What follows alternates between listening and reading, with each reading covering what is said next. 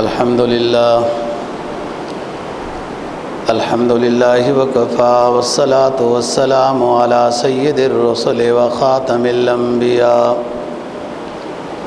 وعلى آله وأصحابه الذين أوفوا عهدا الذين هم خلاصة العرب العرباء وخير الخلائق بعد الأنبياء. أما بعد فأعوذ بالله من الشيطان الرجيم.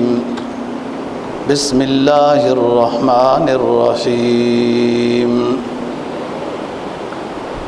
وضربت عليهم الذلة أينما ثقفوا إلا بحبل من الله وحبل من الناس وباءوا بغضب من الله وضربت عليهم المسكنة ذلك بأنهم كانوا يكفرون بآيات الله ويقتلون الأنبياء بغير حق ذلك بما عصوا وكانوا يعتدون. قال النبي صلى الله عليه وسلم الإيمان بالله ثم الجهاد في سبيل الله ثم حج مبرور. صدق الله العظيم وصدق رسوله النبي الأمي الكريم ونحن على ذلك لمن الشاهدين والشاكرين والحمد لله رب العالمین. چوتھا پارہ سورہ آل عمران کی ایک آیت کریمہ تلاوت کی ہے اور جناب نبی پاک صلی اللہ علیہ وسلم کا ایک فرمان تلاوت کیا ہے جس کو امام بخاری اور امام مسلم نے اپنی کتابوں میں روایت کیا ہے. آیت کریمہ کا مفہوم یہ ہے، فرمایا اللہ رب العزت نے ضربت علیہم الذلۃ اینما ثقفوا، یہودیوں کے مقدر میں ذلت لکھ دی گئی ہے، یہ جہاں کہیں بھی رہیں. الا بحبل من اللہ وحبل من الناس، مگر اللہ جن یہودیوں کو بچا لے یا یہودیوں کا اپنے بچنے کے لیے کسی جماعت کے ساتھ کوئی معاہدہ ہو جائے.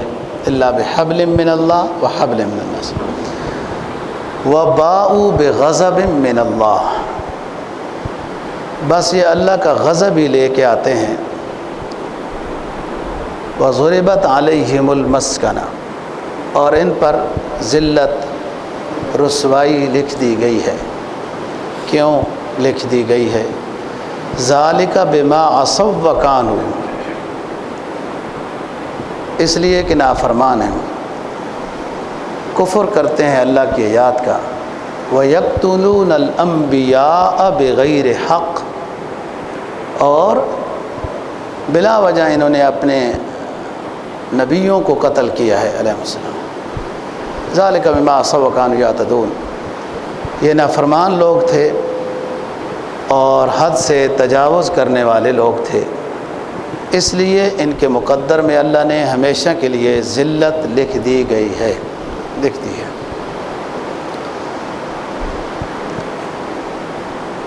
یہ آیت سورہ آل عمران کی ہے.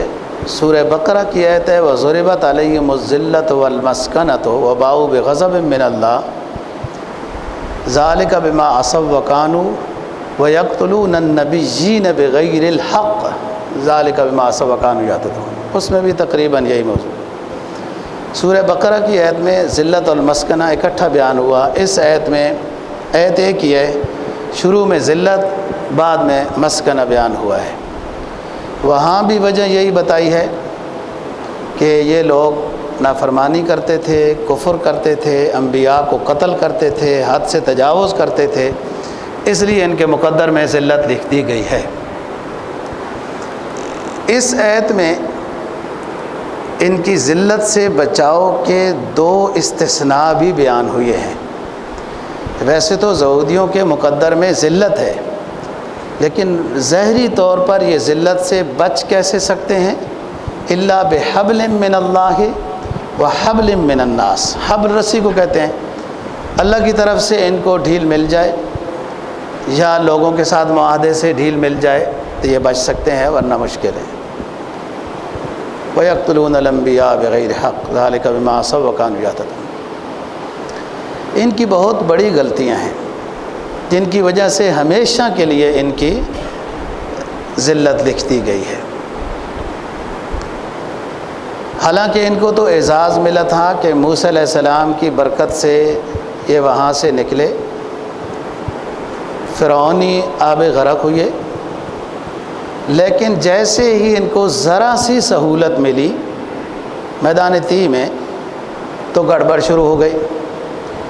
موسیٰ علیہ السلام سے بت پرستی کی بھی درخواست کی تھی کہ ہمیں اجازت دی جائے میدان طی میں، اور جو وہاں پر بڑی ان کی بے ادبی تھی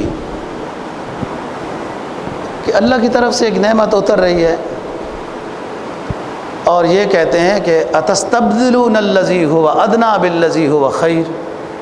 یہ کیا بات ہے، ہمیشہ تتر بٹیر کھائیں، ہمیں خود کھانا چاہیے، خود کرنا چاہیے، کوئی دال بھی ہونی چاہیے، لہسن پیاز ہونے چاہیے۔ بس اللہ نے پھر دے دیا، اور ساتھ اللہ نے فرمایا کہ چلو دل بھر گیا تھا تتر بٹیر سے تو اس سے اعلیٰ مانگتے نا، اس کی نفی کر کے ادنا مانگا، لہسن پیاز دال وغیرہ۔ یہ بھی ایک نعمت کی بے ادبی ہے۔ آپ لوگوں نے معاشرے میں دیکھا ہوگا کہ بعض ایسے لوگ ہیں، آپ ان کو دیں نا پھر بھی ناراض، نہ دیں تو ناراض ہیں ہی، آپ ان کو ہدیہ دیں، ان کی کوئی خدمت کریں، کچھ کریں، وہ تب بھی ناراض، اور اگر کچھ نہ دیں تو ظاہر ہے ناراض۔ یہ اسی طرح کی کوئی ان کے جانشین چلے آ رہے ہیں۔ انسان تو عبد الاحسان ہوتا ہے، انسان کے ساتھ کوئی بھی اچھا معاملہ کرتا ہے تو یہ اس کی قدر کرتا ہے۔ اسلام کا حکم ہے اپنا خیال کرنے والے کو دعا دو، اس کی تعریف کرو۔ اور اس سے بڑی نافرمانی میدان طی میں ان کو کیا انہوں نے کی کہ فلسطین میں اپنے علاقے میں واپس آنے کے لیے شام میں ان کو یہ حکم ہوا کہ قوم عمالقہ کے خلاف جہاد کرو۔ انہوں نے بہت بڑی بے ادبی کی، کہا ہم کمزور ہیں، ہم نہیں کر سکتے۔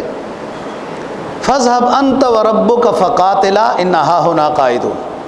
اے موسیٰ، آپ کو جہاد کا شوق ہے، آپ جائیں، آپ کا رب جائے جہاد کرے، ہم تو یہاں دیکھیں گے کیسا ہوتا ہے۔ یہ بڑی بڑی نافرمانیاں ہیں۔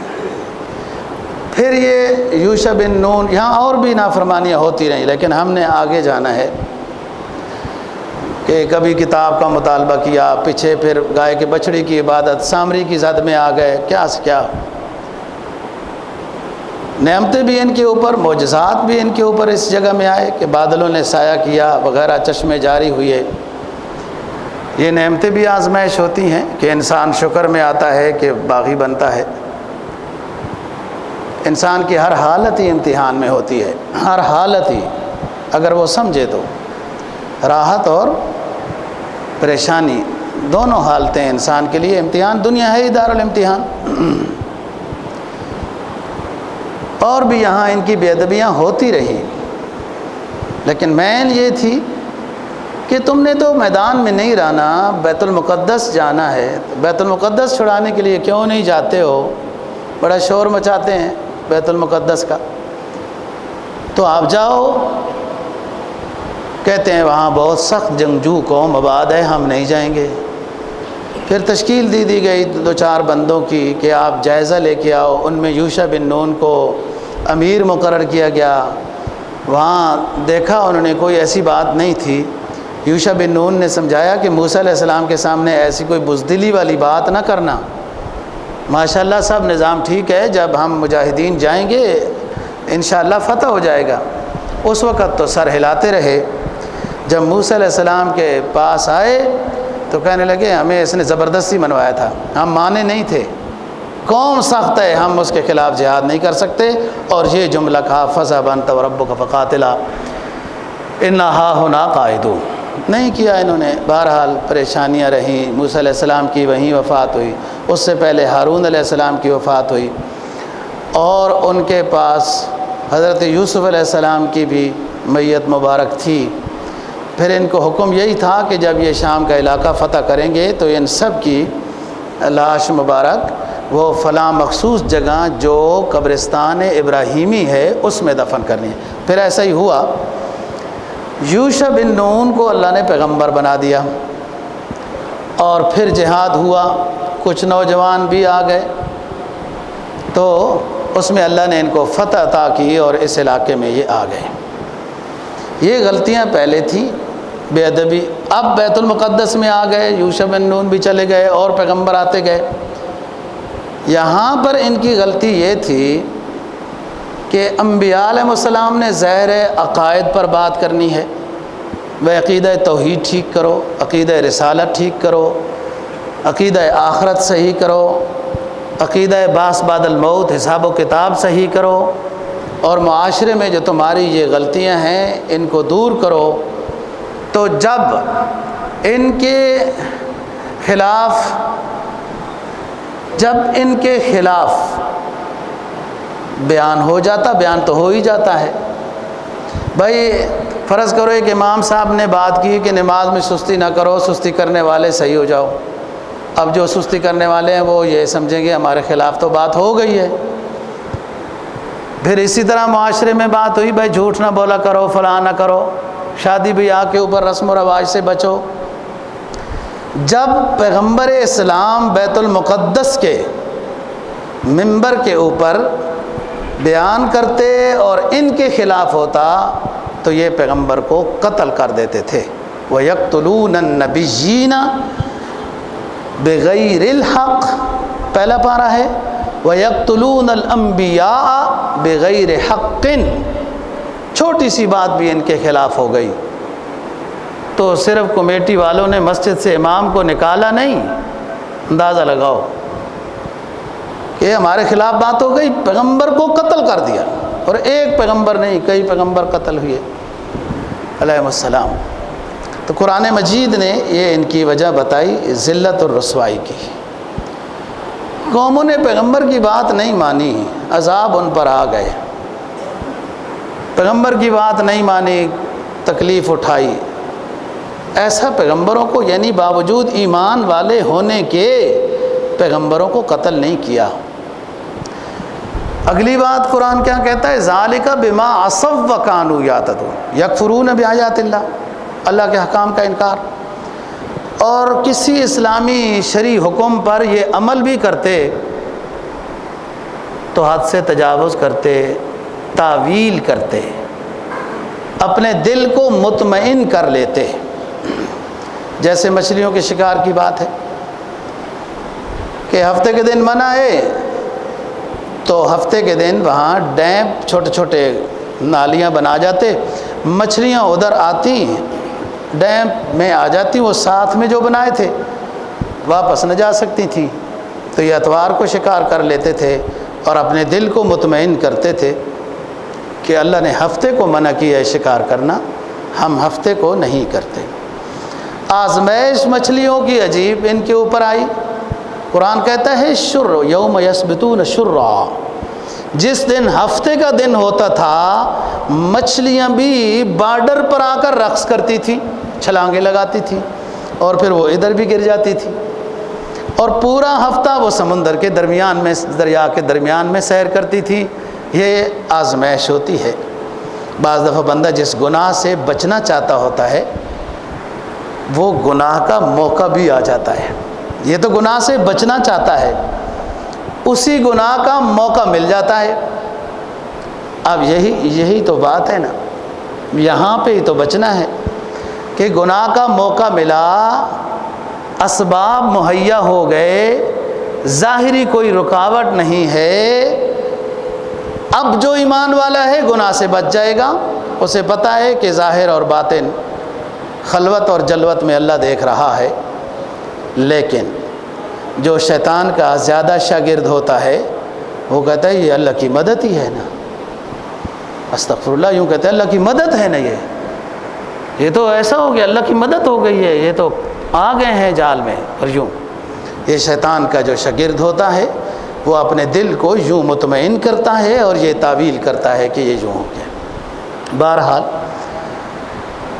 حد سے تجاوز کرتے، پیغمبروں کو قتل کرتے تھے، بات نہیں مانتے تھے، ہمیشہ کے لیے ذلت ان کے مقدر ہو گئی۔ اب آپ تو کہیں کہ جناب یہودی تو پورے مصیبت بنے ہوئی ہیں، اور خصوصاً آج کل کے ماحول میں کہ تھوڑے سے لوگ ہیں، 1.5 کروڑ بھی نہیں ہیں، اور بستی بھی کسی حد تک ان کی آباد ہے۔ قرآن کا تو اعلان ہے ضربت علیہم الذلۃ والمسکنہ، یہ ہمیشہ یوں رہیں گے، اور لگتا یہ ہے کہ ان کی تو بستی ہے اور اس وقت وہ حاکم ہیں، اور جو مسلمان بظاہر بادشاہ ہیں وہ ظاہری طور پر یہودی مرد آباد، اندرونی طور پر تعاون کی پیشکشیں کر رہے ہیں۔ تو یہ ضربت علیہم الذلۃ والمسکنہ ہے، اور ان کی تو بستی آباد ہے۔ قرآن کہتا ہے ان کی تو حکومت ہوگی نہیں، ان کی بستی آباد نہیں ہوگی، ان کی کوئی حکومت نہیں ہوگی، یہ جہاں کہیں رہیں گے۔ ضربت علیہم الذلۃ اینما ثقفوا، جہاں کہیں رہیں گے ذلت ہوگی۔ اب تو بظاہر ان کی بستی ہے اور یہ کسی حد تک آباد ہیں، اور مسلمان باوجود اس کے کہ یہودی اچھے نہیں ہیں اور واقعتاً اچھے نہیں ہیں، لیکن کھانے میں وہی چیزیں استعمال کرنی ہیں جو یہودی بنا رہے ہیں تاکہ ان کو فائدہ پہنچے۔ پیپسی بھی انہی کی پینی ہے جو محض ان کی مذہبی اشاعت کے لیے اس کا نفع استعمال ہوتا ہے وغیرہ۔ یہ سوال ہے، جواب سنیے۔ ضربت علیہم الذلۃ والمسکنہ جو قرآن کا دعویٰ ہے یہ سچا ہے۔ یہ پہلا مذہب ہے دنیا میں سب سے بڑا، آدم علیہ السلام، نوح علیہ السلام کے بعد، اور یہ وہ مذہب ہے یہودی کہ بنو اسحاق میں سے ہزاروں انبیاء علیہم السلام یہود میں سے آئے ہیں، ہزاروں انبیاء علیہم السلام بنو اسحاق میں سے۔ حضرت ابراہیم کی اولاد سے پیغمبر آئے۔ حضرت ابراہیم علیہ السلام کے 2 بیٹے ہوتے ہیں، ایک اسحاق ایک اسماعیل۔ اسماعیل علیہ السلام سے صرف حضرت محمد مصطفیٰ صلی اللہ علیہ وسلم جو دنیا کے آخری پیغمبر، ہمارے پیغمبر ہیں۔ بنو اسحاق میں سے ہزاروں، داؤد علیہ السلام، سلیمان علیہ السلام، فلاں فلاں، یہ سب پیغمبر جتنے آپ کتابوں میں کچھ نام غیر معروف بھی پڑھتے ہیں، حزقیل، شمعون فلاں، یہ سب یہود میں سے ہیں۔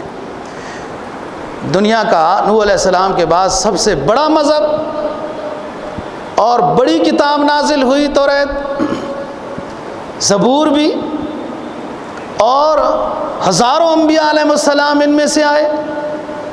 اللہ کے ان کے اوپر نعمتیں آئیں، من و سلوہ نازل ہوا، بادل سایہ کرتے ہوئے نظر آئے، پتھر کی چٹانوں نے ان کے لیے چشمے کا انتظام کیا، اور پھر ضربت علیہم الذلۃ والمسکنہ۔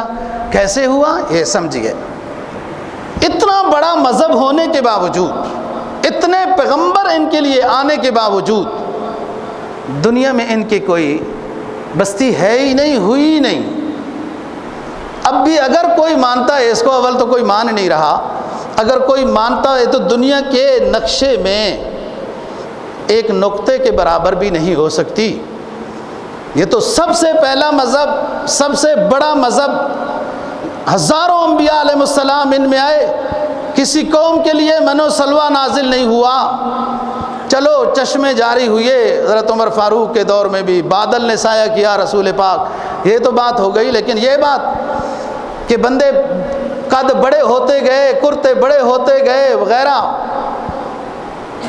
یہ کھانے نازل ہوتے رہے، اتنی بڑی قوم ہونے کے باوجود ان کی تو دنیا میں کم از کم آدھی دنیا کے اوپر ان کی تو حکومت ہونی چاہیے تھی، چاہے جائے کہ بھیک مانگ کر، ڈاکہ ڈال کر، غصب کر کے ایک چھوٹی سی بستی وہ آباد کر لیتے ہیں تو کیا ہوتا ہے؟ وہ بھی ہماری کمزوری کی وجہ سے آبادی ہے کہ بہت بڑا ملک ان کا ہونا چاہیے تھا، جس طرح ان کا شروع سے لیول چلا رہا تھا، ایسا تو نہیں ہوا۔ اور پھر جو ہوا بھی تو ایک سازش کے تحت، آپ سمجھیے، خلافت بنو امیہ ہوتی ہے یا اس کے بعد خلافت بنو عباس ہوتی ہے،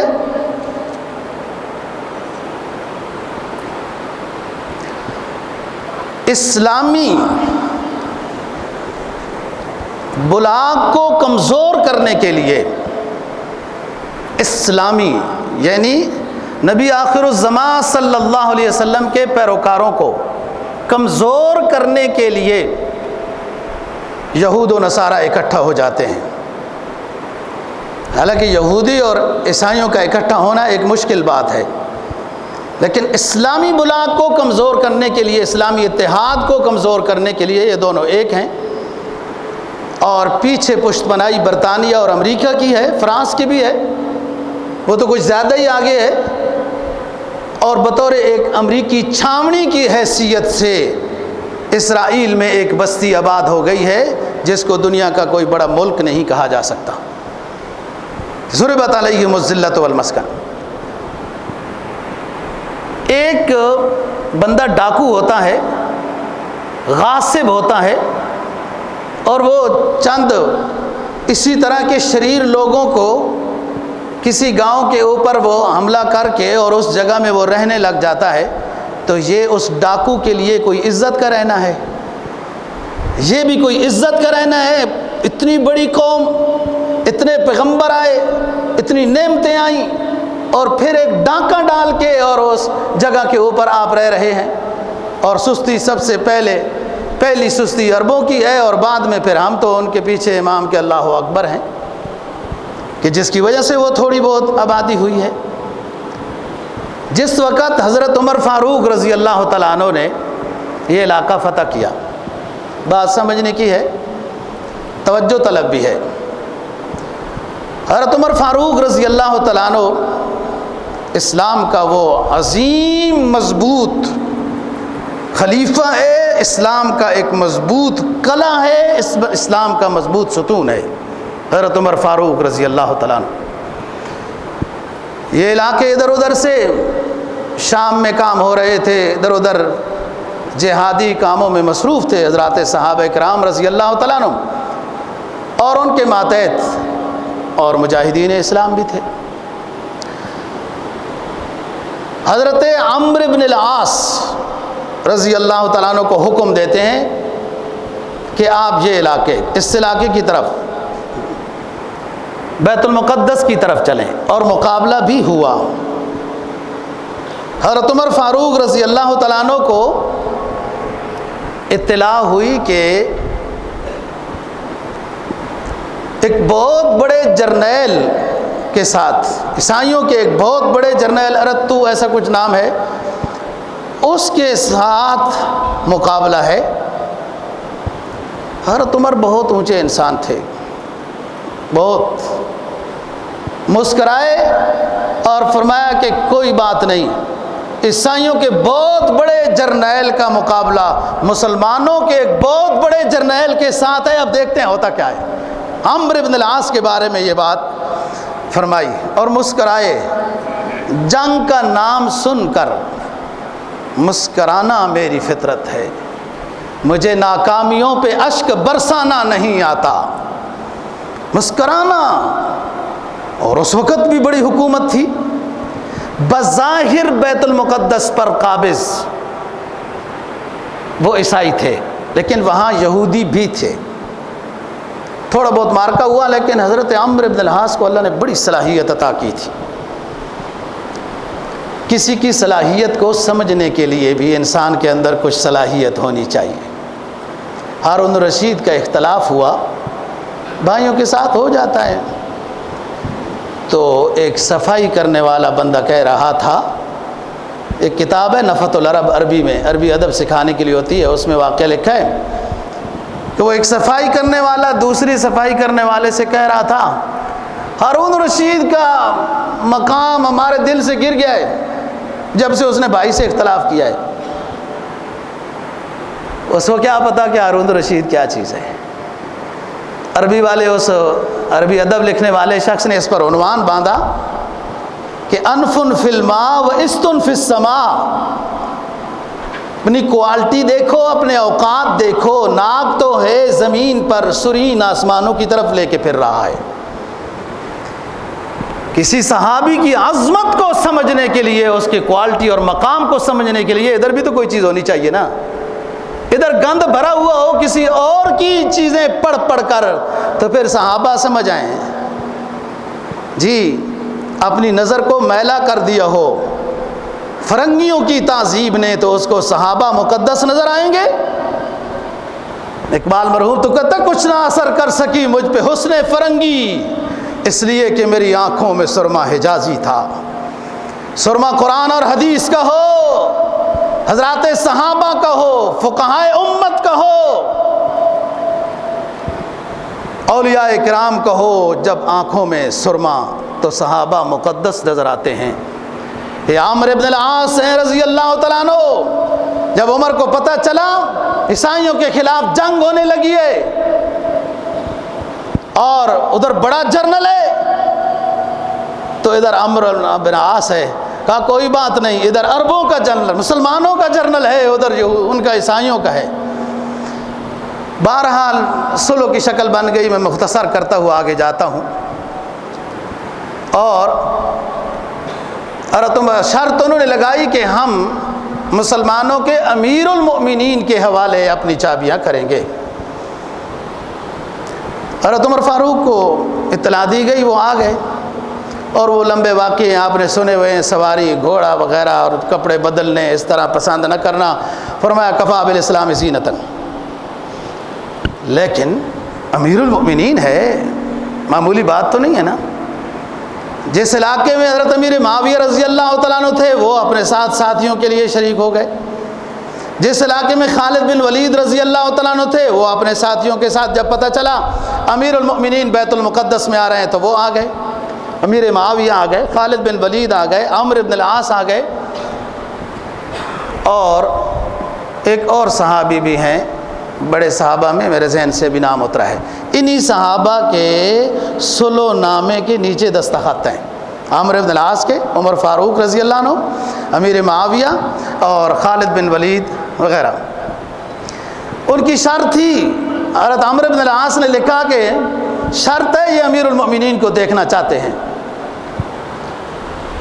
قبضہ تو بیت المقدس پر عیسائیوں کا تھا، وہ جو جرنل ادھر سے تھا وہ بھی عیسائیوں کا تھا، لیکن اس وقت یہودی بھی وہاں تھے۔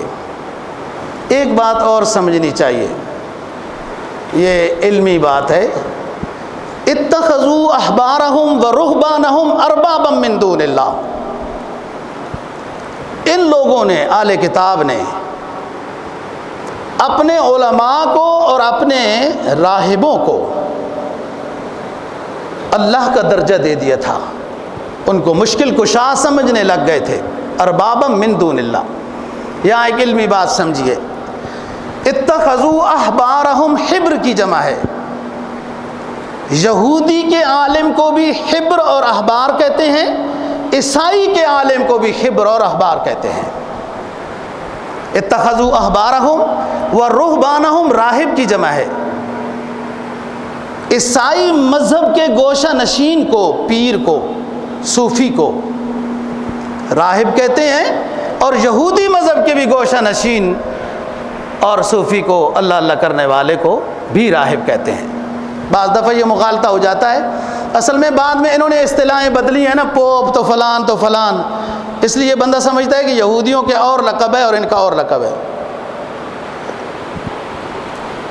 یہ بات ختم ہو گئی جب اطراف سے یہ سارے جنرل حضرت عمر فاروق رضی اللہ تعالیٰ عنہ، ہزاروں کی تعداد میں لوگ آئے۔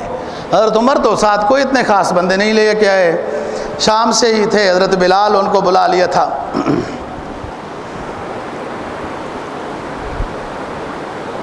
سفرونیوس اس طرح کے نام سے ایک پادری کا نام ہے، سفرونیوس۔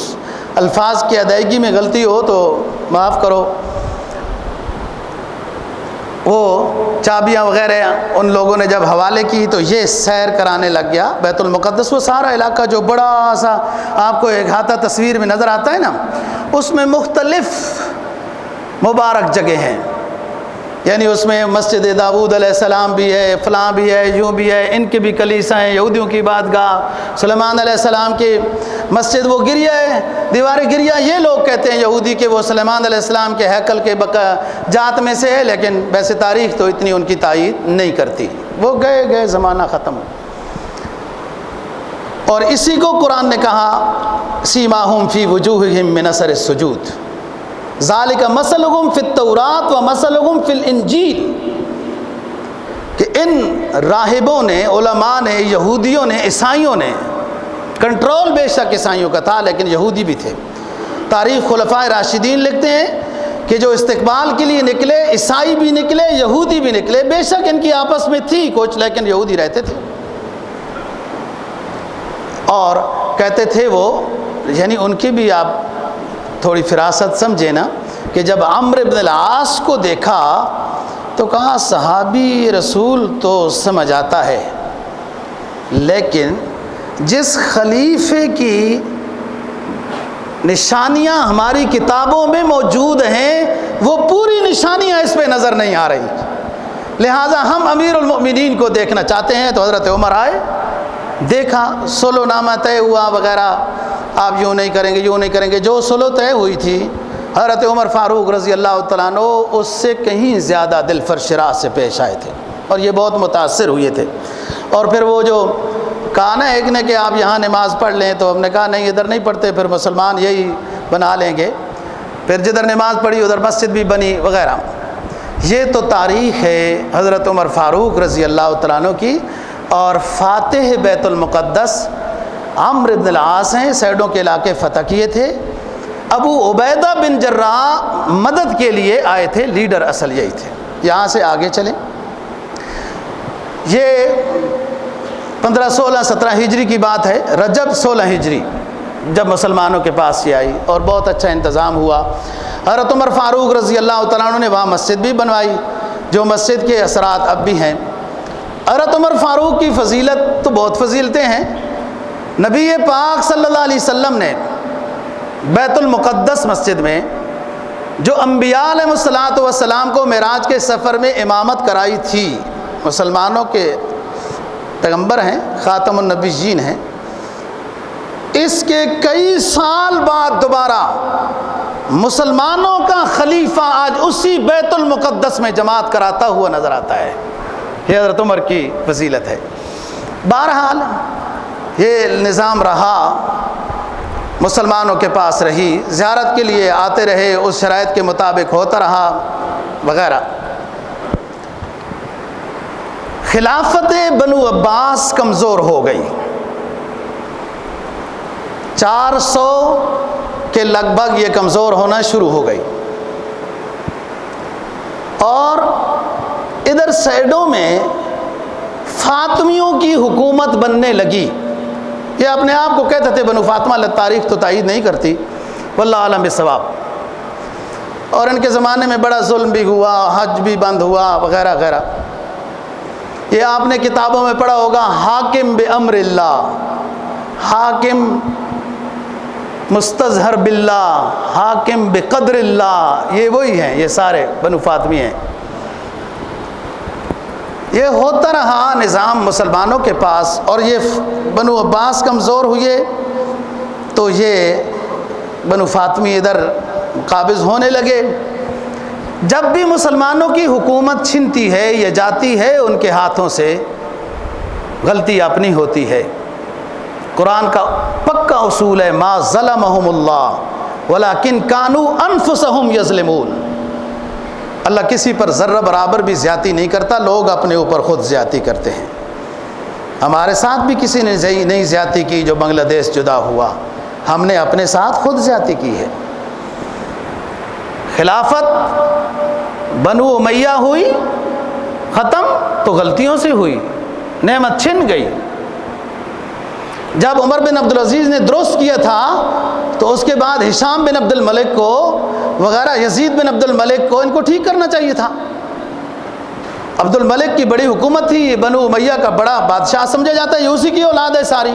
عبد الملک کی بیٹی عمر بن عبدالعزیز کی بیوی تھی۔ عبد الملک نے سن 70 ہجری میں ایک کام کیا تھا کہ وہ حضرت عمر فاروق کی مسجد اور یوں بیت المقدس کو بہت اچھا صاف ستھرا بنایا تھا۔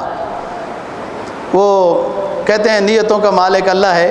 ادھر جو ہے نا حکومت ہو گئی تھی عمر بن عبداللہ بن زبیر رضی اللہ تعالیٰ عنہ کی، حجاز پہ نا، مکہ، مدینہ، جدہ، طائف، اس طرح علاقوں پر عبداللہ بن زبیر رضی اللہ تعالیٰ عنہ کی حکومت ہو گئی تھی۔ ادھر عبد الملک بن مروان کی تھی۔ تو عبد الملک بن مروان یہ چاہتا تھا کہ میں بیت المقدس کی صحیح تزئین کرتا ہوں، صفائی ستھرائی اچھی تعمیر کرتا ہوں، تاکہ لوگ ادھر کم جائیں کہ عبداللہ بن زبیر وہ صحابی رسول ہے، اس کی باتیں سنیں گے، اس کے ہو جائیں گے، میری جو ہے نا وہ خلافت کمزور ہو جائے گی بنو امیہ والی، تو لوگ تاکہ ادھر زیارت کے لیے زیادہ چلے جائیں، بیت المقدس میں زیارت کے لیے جانا چاہیے، اچھی بات ہے۔ 3 مسجدیں بالاتفاق بہت اونچی مقدس ہیں، مسجد حرام، مسجد نبوی، مسجد بیت المقدس۔ اب وہ اتفاق جو ایسا ہے، ہمارے اعمال ایسے ہیں کہ وہ ہم سے یہ چھن چکی ہے، ہمارا جانا اتنا آسان نہیں ہوتا۔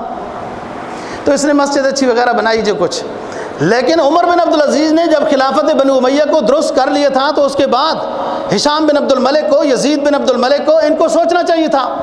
ایک شادیوں کا شوقین تھا، دوسرا جو ہے عمارت کا شوقین، تعمیرات کا شوقین تھا۔ ان کی اپنی غلطیوں کی وجہ سے خلافت بنو امیہ ختم ہوئی۔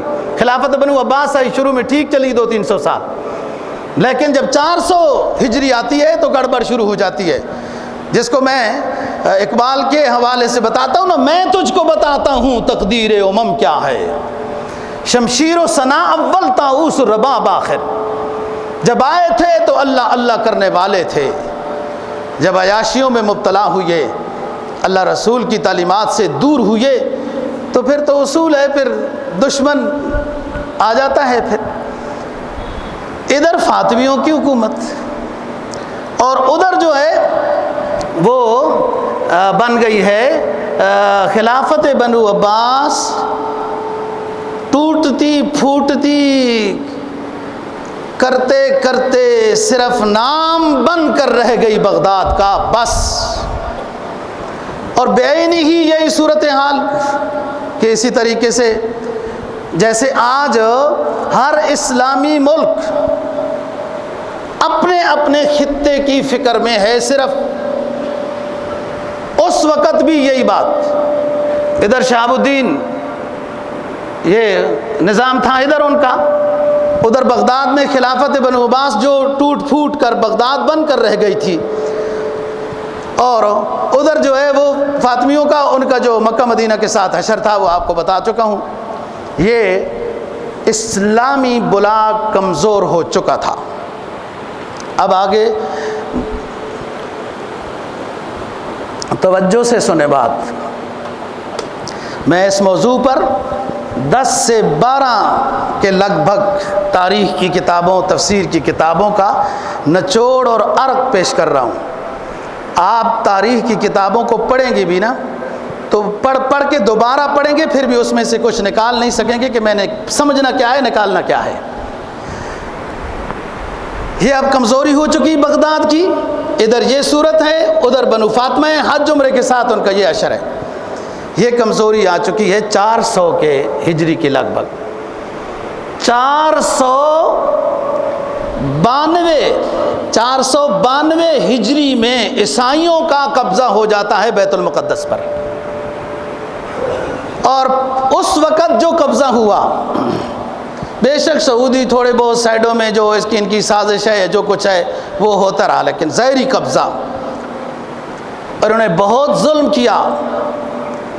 محتاط قول کے مطابق صرف اور صرف 70,000 شہید بیت المقدس کے احاطے میں کیے گئے، خون کے حوض بن گئے، سر ڈھیر لگے ہوئے ہیں، بازو الگ پڑے ہیں، ٹانگیں الگ پڑی ہیں، وغیرہ وغیرہ۔ کمزوری ہوئی۔ اس سے پہلے دو راہبوں نے، پوپ کہیں پادری کہیں، ان کا کام تھا، عیسائی تھے۔ سلوسٹر ایک شخص ہوتا ہے، پوپ پادری راہب ان کا فرانس کا، وہ زیارت کے لیے آتا ہے اور واپس جا کر وہ غلط بیانی کرتا ہے، بیت المقدس کی زیارت کے بعد جا کے غلط بیانی کرتا ہے کہ وہاں عیسائیوں کے اوپر بہت ظلم ہو رہا ہے، میں بتا نہیں سکتا۔ اور اس نے اپنی مظلومیت کو لوگوں کے دلوں میں اتارنے کے لیے ایک گدھے کے اوپر سفر کیا اور ہر گاؤں میں گیا اور جا کر پھر وہ اپنی مظلومیت بتائی، لوگوں کو ان کے خلاف اکسایا۔ کچھ ٹولے آ کر بندرگاہ کے اوپر آباد ہو جاتے تھے اور مسلمانوں کو تکلیف دیتے تھے، سازش کرتے تھے، تخریب کاری کرتے تھے عیسائیوں کے۔ یہی کام کیا ہے پطرس نے، اس نے بھی جا کے غلط بیانی کی، وہ بھی ان کا راہب تھا۔ جب یہ بات پتہ چلی حاکم بامر اللہ کو، جو بنو فاطمی ہے، میں نے بتایا جو آخری زمانہ ہے اس کا، تو اس نے وہاں سے آنے والے عیسائیوں کے اوپر سختی شروع کی کہ یہ آ کے جہاں سازش کر رہے ہیں، تخریب کاری کر رہے ہیں۔ بہرحال کسی لحاظ سے وہ بھی ٹھیک تھا، لیکن ایک سختی کے نتیجے میں اس کے ساتھ تعاون کرنے والے کم لوگ بنے کہ وہ زیادہ ہوتے گئے اور ان سے 492 ہجری میں بیت المقدس چھن گئی المختصر۔ 583 ہجری میں، سن 70 میں کے قریب آتا ہے صلاح الدین ایوبی نور الدین زنگی کے بعد، اور ان کے سامنے وہ ظلم کی تاریخ تھی۔ ویسے تو بہت لوگ شہید ہوئے، لیکن یہ وہ لوگ تھے کہ جنہوں نے پناہ لی تھی بیت المقدس کے اندر، عورتیں، بچے، بوڑھے وغیرہ، علماء، کہ بھائی ہم تو جنگ نہیں کر رہے۔ ان پناہ گزینوں کو جو بیت المقدس کی حدود کے اندر شہید کیا گیا تھا وہ 70,000 کے لگ بھگ تھے، 70 بھی بہت ہوتے ہیں شہید۔ یہ باتیں ساری صلاح الدین ایوبی کے سامنے، نور الدین زنگی کے سامنے تھیں، اور ایک اسلامی بادشاہ کے سامنے اپنی سابقہ تاریخ ہونی چاہیے، فتح والی بھی، شکست والی بھی، اور جو مسلمانوں پر ظلم ہوا وہ تاریخ بھی سامنے ہونی چاہیے۔ بادشاہوں کے اذہان اونچے ہوتے ہیں، ہماری طرح ذہن نہیں ہوتے ہیں مختصر سے، اذہان عالیہ کے مالک ہوتے ہیں بادشاہ، اور صدیوں کا سوچتے ہیں، صدیوں کی تاریخ کو یاد رکھتے ہیں، مستقبل میں صدیوں کا سوچتے ہیں۔ 492 ہجری میں عیسائیوں کا قبضہ ہوتا ہے۔ 583 ہجری میں صلاح الدین ایوبی، سائڈوں میں تو جنگ جو ہوئی وغیرہ، صلاح الدین ایوبی نے ان سے لے لی، تھوڑی سی جنگ بھی ہوئی، پھر صلح بھی ہوئی، جو کچھ بھی ہوا، اور انہوں نے یہ سمجھ لیا تھا کہ ہم جیت نہیں سکتے۔ اور اس کا تو دماغ ایسا تھا، اس کی قوا اور اعصاب ایسے تھے صلاح الدین ایوبی کے کہ اس کو ایک بیماری بھی تھی، دانے نکلتے تھے، کوئی عجیب سا بخار تھا، لیکن جب جہادی گھوڑے پر بیٹھتا تھا تو کوئی تکلیف نہیں ہوتی تھی، جب اترتا تھا تو تکلیف ہوتی تھی۔ قدرت کا نظام یہ تھا کہ اے مجاہد اسلام، تو گھوڑے پہ ہی اچھا نظر آتا ہے، بستر پہ آتا ہے تو تجھے تکلیف ہوتی ہے۔ یہ بجلی کی طرح فوج میں چلتا تھا خود، اور اس طریقے سے اس نے بیت المقدس کو جو فتح کیا، اور کہیں غلطی سے کسی سے کوئی عیسائی مارا گیا تو ایک الگ بات ہے، لیکن اس کا اعلان تھا کہ ہم نبی پاک صلی اللہ علیہ وسلم محمد عربی خاتم الانبیاء کے ماننے والے ہیں۔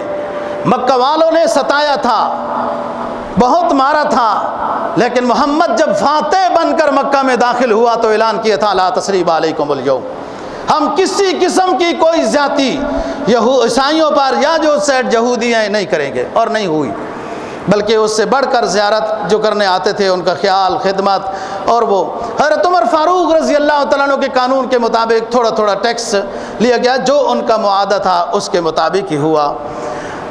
یہ 90 سال 91 سال عیسائیوں کے بعد رہنے کے، پھر اس کے بعد صلاح الدین ایوبی نے یہ حاصل کی ہے۔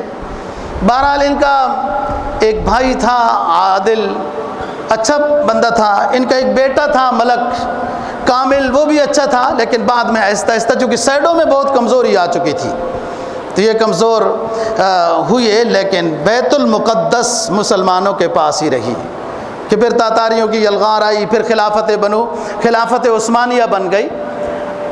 717 سال کے بعد یہ ایک سازشی ڈرامہ رچایا گیا اور کسی حد تک وہ کامیاب ہوئے کہ 1917 کے لگ بھگ آئے، کچھ یوں ہوا، خلافت عبدالحمید نے اجازت نہیں دی، پھر اس کے بعد جو ہے وہ 48-45 میں آئے، کچھ قبضہ کر لیا، اور 68 میں آئے تو کچھ اردن کا قبضہ بھی ہو گیا، مصر کا بھی ہو گیا، اور کسی حد تک ان کا بیت المقدس بھی ہو گیا، جو اب تک یہ رولا چل رہا ہے۔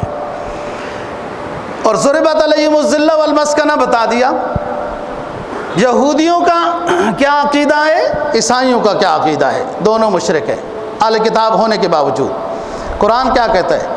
فرمایا وقالت الیہود عزیر ابن اللہ وقالت النصارى المسیح ابن اللہ ذلك قولهم بافواہہم یضاہئون قول الذین کفروا من قبل۔